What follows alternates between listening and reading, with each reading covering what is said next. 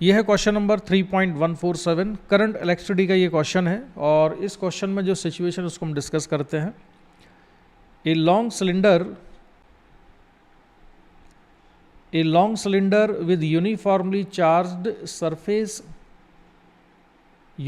Charge surface and cross sectional radius A moves with a constant velocity v। तो इसमें एक cylinder है जिसकी लेंथ कैसी है, इनफाइनाइट लेंथ का एक सिलेंडर है और यूनिफॉर्मली चार्ज है ये सिलेंडर, कांस्टेंट वेलोसिटी v से ये मूव कर रहा है। ये क्वेश्चन में गिवन है कि it is moving with constant velocity v। An electric field strength at the surface of the cylinder is equal to E।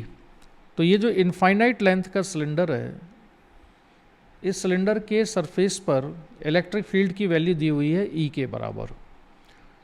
Find the resulting convection current.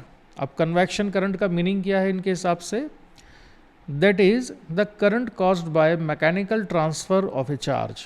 तो चार्ज के मैकेनिकल ट्रांसफर की वजह से जो current develop हो रहा है वो करंट हमको बताना है। यानी सिंपल लैंग्वेज में अगर हम बात करें तो ये सिलेंडर मूव करेगा, सिलेंडर यूनिफॉर्मली चार्ज्ड है और अगर सिलेंडर मूव करता है तो ये एक करंट की इक्विवेलेंट है, क्योंकि करंट की जो डेफिनेशन होती है उस डेफिनेशन के हिसाब से rate of flow of charge he current होता है। ठीक है, तो वो हमको कैलकुलेट करना है। तो हम डिस्कशन करते हैं इसका। एक सिलेंडर बना लेते हैं यहाँ पर। ये एक सिलेंडर है जिसकी लेंथ हमने मान ली कि इनफाइनाइट है। हालांकि यहाँ पर डायग्राम में मैं इनफाइनाइट लेंथ नहीं बनाऊंगा क्योंकि स्पेस कम पड़ जाएगा। तो इसकी लेंथ सपोज L है and this length is tending towards infinity की तरफ जा रही है। ठीक है, और क्या इन्फॉर्मेशन गिवन है क्वेश्चन में? क्वेश्चन में इन्फॉर्मेशन ये गिवन है कि इसके सरफेस पर जो इलेक्ट्रिक फील्ड है वो है इक्वल टू 0.9। तो न्यूमेरिकल वैल्यू में नहीं लिखता हूँ, सरफेस पर इलेक्ट्रिक फील्ड गिवन है, बस ये अभी मान के चलिए। अब ये जो इलेक्ट्रिक फील्ड है ना, इसको हम किसी और फॉर्म में एक्सप्रेस कर सकते हैं। तो याद करो कि इलेक्ट्रोस्टैटिक्स में आपने एक चीज़ पढ़ी हुई है कि अगर एक इनफाइनाइट लेंथ का वायर है और वो यूनिफॉर्मली चार्ज है, वायर यूनिफॉर्मली चार्ज है, लाइन चार्ज डेंसिटी या charge per unit length lambda के बराबर है, तो इस वायर से r डिस्टेंस पर इलेक्ट्रिक फील्ड कितना होता है, lambda upon 2 pi epsilon not r के बराबर। ठीक है, इसी तरह से एक चीज़ और याद करो कि अगर एक इनफाइनाइट लेंथ का सिलेंडर है और वो सिलेंडर यूनिफॉर्मली चार्ज भी है, तो मैंने एक सिलेंडर बनाया यहाँ पर जो यूनिफॉर्मली चार्ज भी है। ठीक है, और अगर इसका रेडियस r है तो इसके सरफेस पर इलेक्ट्रिक फील्ड या सरफेस के बाहर के किसी भी पॉइंट पर इसकी एक्सिस से मान लो x डिस्टेंस पर इलेक्ट्रिक फील्ड निकालनी है। तो सिलेंडर का जो सारा का सारा चार्ज है, इस सिलेंडर के ऊपर जो चार्ज है वो सारा चार्ज हम कहाँ पर कॉन्सेंट्रेट मान सकते हैं, उसकी एक्सिस पर, सिलेंडर की एक्सिस पर, और उसको एक इनफाइनाइट लेंथ का वायर ट्रीट कर सकते हैं। लेकिन कंडीशन ये है कि इलेक्ट्रिक फील्ड हम सिलेंडर के सरफेस पर या उसके बाहर निकाल रहे हो। अगर हम सिलेंडर के अंदर निकालेंगे तो ये वाली एनालॉजी नहीं लगा सकते हैं, बाहर निकाल रहे हैं तो लगा सकते हैं। तो अगर x डिस्टेंस पर इलेक्ट्रिक फील्ड निकालनी है तो इलेक्ट्रिक फील्ड होगी lambda upon 2 pi epsilon not r के बराबर, lambda upon 2 pi epsilon not r। ये भी फॉर्मूला आपको याद होगा।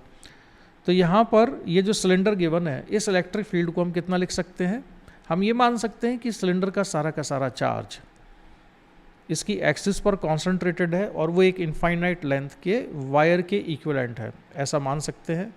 और इलेक्ट्रिक फील्ड कहाँ पर हमको दी हुई है, इसके सरफेस पर, जो कि एक्सिस से a डिस्टेंस पर है। तो इलेक्ट्रिक फील्ड हो जाएगा lambda upon 2 pi epsilon naught a के बराबर, 2 पाई एप्सिलॉन नॉट a। इसको मैंने नाम दिया इक्वेशन नंबर 1 के बराबर।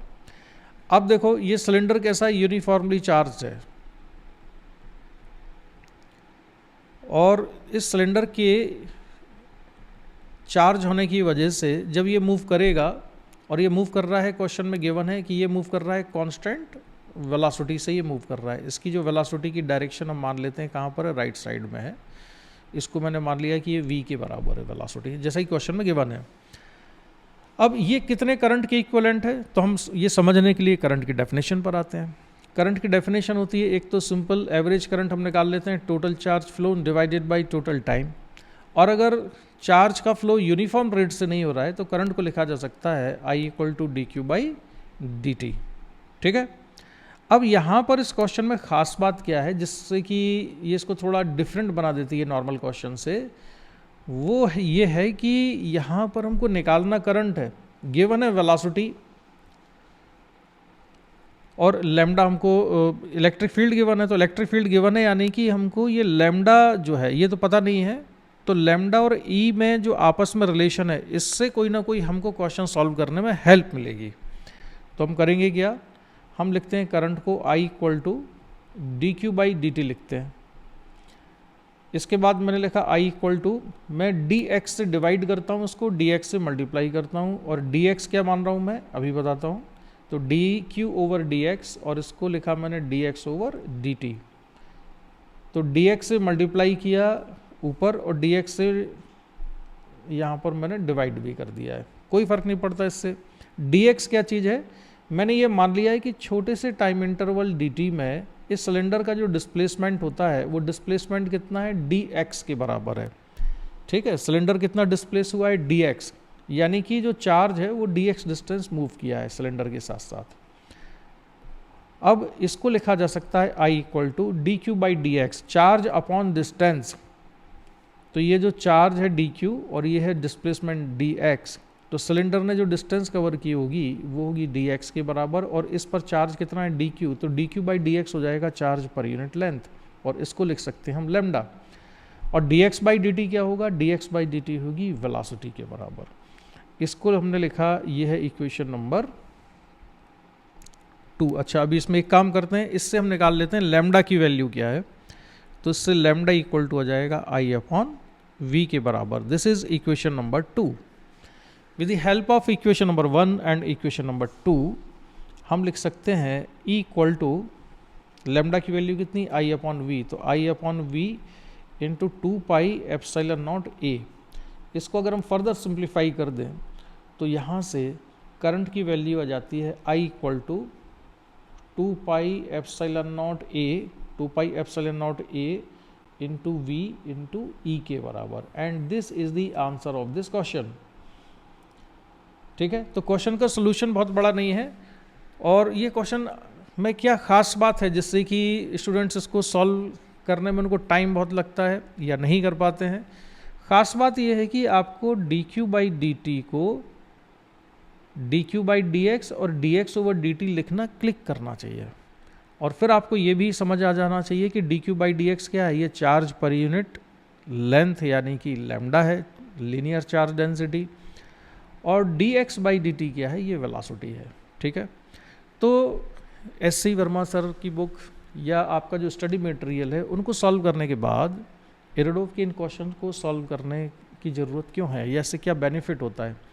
हो सकता है कि जब आप ये क्वेश्चन अपने आप से सॉल्व करें तो आपको सॉल्व करने में काफ़ी टाइम लगे, और आपको ये क्लिक ना करे कि d Q by D t को d Q by D x और d x by D t लिखा जा सकता है। ठीक है, लेकिन इस क्वेश्चन को सॉल्व करने के बाद, ठीक है, अब आपको आगे ये चीज़ ध्यान में रहेगी कि d Q by D t को लिखने का एक तरीका ये भी है, और करंट को एक और फॉर्मेट में एक्सप्रेस किया जा सकता है, और वो है लैम्डा वी के बराबर, या लैम्डा को भी एक और तरीके से लिखा जा सकता है I अपॉन वी के बराबर। ठीक है, तो ये आगे जेईई एडवांस में अगर इस तरह की कोई चीज़ आती है तो आपको तुरंत क्लिक करेगा, सेम क्वेश्चन नहीं आएगा लेकिन आपको ये चीज़ क्लिक कर जाएगी कि ये आपने I को इस तरह से लिखना यहाँ पर सीख लिया है। ठीक है, तो इसका डिस्कशन हम यहीं पर कंप्लीट करते हैं।